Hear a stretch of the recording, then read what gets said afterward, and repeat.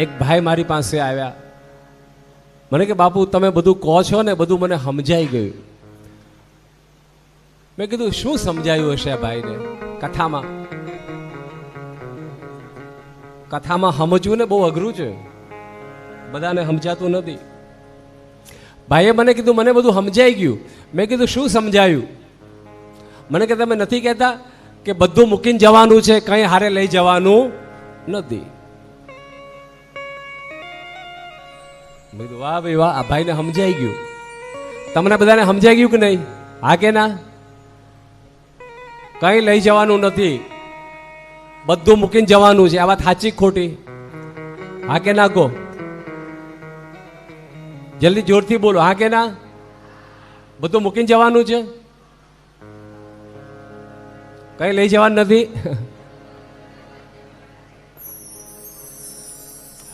આ ભાઈ મને, ઓલા ભાઈ એવું કહેતા મને કે મને બધું સમજાઈ ગયું. આખી કથાનો સાર એક જ છે કે કઈ લઈ જવાનું નથી. સાચું કેજો, કઈ લઈ જવાનું નથી, બધું મૂકીને જવાનું છે.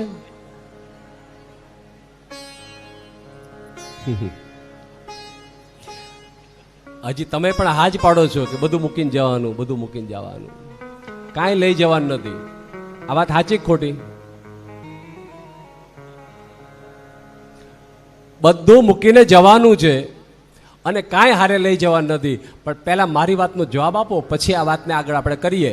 સવાલના જવાબ પહેલા મારી વાતનો તમે લોકો જવાબ આપો. તમે સૌ જે સાંભળી રહ્યા છો એ, કે તમે લાવ્યા તા હું તે મૂકીને જવાના છો? તમે લાવ્યા તા હું તે મૂકીને જવાના છો? તમે એમ કહો છો ને મૂકીને જવાનું, મૂકીને જવાનું, બધું મૂકીને જવાનું. તો લાવ્યા તા હું, બધું તમે લાવ્યા તા, તો પછી બધું મૂકીને જવાનું કેમ બોલો છો? શું લાવ્યા હતા તમે? કઈ લાવ્યા હતા? તો પછી મૂકીને હું જવાનું? ખબરદાર કઈ મૂકીને ગયા છો તો. અહીંયા કાંઈ મૂકીને જવાનું નથી. અહીંયા બધાએ કાંઈ મૂકીને જતા જ નથી, કારણ કે અહીંયા કોઈ લાવતું જ નથી. બધું અહીંનું જ છે. આ ધન દોલત બંગલા અહીંયા અહીંના જ છે અને અહીંયા જ રહેવાનું છે. તમારે કંઈ લાવવાનું છે નહીં, કાંઈ લઈ જવાનું, તો પછી કેમ બોલો છો કે બધું મૂકીને જવાનું? શું લાવ્યા હતા?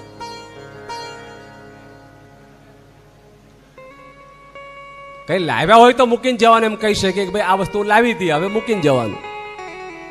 અને સાચું કહેજો, આ તો લઈ જવાની વ્યવસ્થા નથી. ઉપર લઈ જવાની વ્યવસ્થા હોય તો તમે કાંઈ મૂકો એવા છો? લઈ જવાની વ્યવસ્થા ભગવાન એમ કહી દે કે આ વિમાનમાં આટલી વસ્તુ તમારે લઈ જવાની છૂટ, તમે કાંઈ મૂકો એવા છો?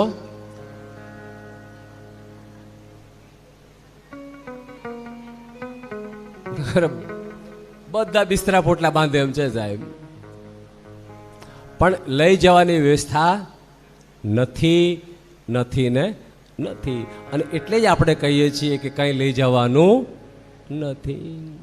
હારે તારી આવશે તારું પાપ અને પુણ્ય.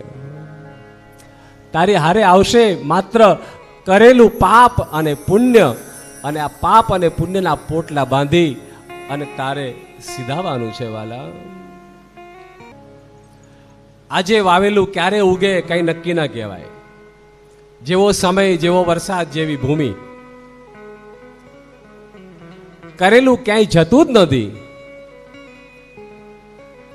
આમ પણ તમારા કર્મને જો શુદ્ધ કરવા, આપણે બહેનો કેવા હોય છે ખબર? ઘરવાળા ક્યાંય વસ્તુ લાવે ને, ઘઉં લાવે ને, તો પૂછે કેવા લાવ્યા છો, કેટલાના લાવ્યા? કચરો તો નથી ને, ચોખ્ખા લાવ્યા છો ને? પૂછે. ઘઉં લાવે તો પૂછે. કઈ સાડી કે કઈ કપડું લાવે તો પૂછે ઉભા રહ્યો પેલા જોવા દો, ફાટેલું તૂટેલું જ નથી ને, કેટલાને લાવ્યા? છેતરાઈ જ નથી ગયા ને? ઉભા રહ્યો જોવા દો કેવું લાવ્યા. સાચું કહેજો. પણ રૂપિયા લઈને આવે તો પૂછું તમે કેવા લાવ્યા ક્યારે? ખોટી કમાણી હોય, પાપનો રૂપિયો હોય, ભાઈઓ કંઈ ગમે ત્યાંથી લઈને આવ્યા હોય, અથવા તો ગમે ત્યાંથી કંઈ એવું કંઈ પૈસા આવી ગયા હોય, તો કોઈ બેને ક્યારે પૂછ્યું કે આ પૈસા કેવા લાવ્યા છો? લઈને સીધું બંડલ. ક્યાં ક્યાં બોલો ને? કોઈ દાડો પૂછ્યું કે ચોખ્ખું છે કે નહીં, આ રૂપિયો સાચો છે કે નહીં? બસ એટલે જ દાન પુણ્ય 10 ભાગનું કરી દેવાનું, 10મા ભાગનું દાન પુણ્ય એમાંથી કરી દેવાનું.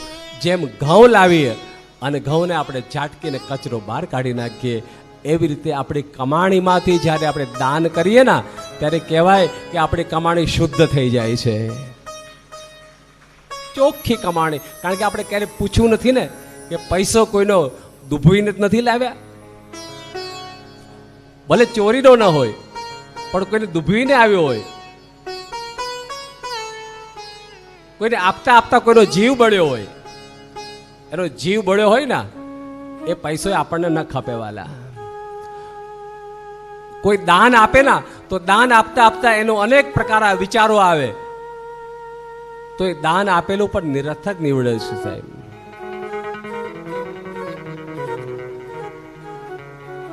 કોઈની હાઈનો પૈસો ક્યારેય ન લેવો, કોઈને દુભવીને, કોઈને મહેનત કરાવીને, કોઈને પરેશાન કરીને, કોઈને હેરાન કરીને, કોઈને પરાણે કોઈની પાસેથી જૂટવી લીધેલું, અને કઈ ને કઈથી આવું આવી જ જાય આપણા ઘરમાં. અરે નાની નાની વાતમાં આપણે કોઈને દુભવતા હોઈએ છીએ.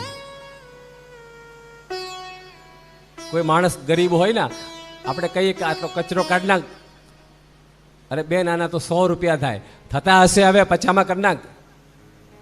ઓલો 50નું કામ તો કરી નાખે પણ મનમાં કચવાયા કરે, આરી લોભિયણ છે, આટલો મોટો બંગલો છે, અને એવો મનમાં આમ ગાળો દે, એવો ને મનમાં બોલે. કરે તો ખરા પરાણે, કારણ કે શેઠાણી છે, કરવું પડે, રોજ ખાવાનું આપે છે, પણ એ 50 રૂપિયાનો કકડાટ એના મનની અંદર ઉભરો કર્યા કરે, અને એ જેમ તેમ, એટલે એનો કચવાટનો પૈસો કહેવાય. કયો કહેવાય?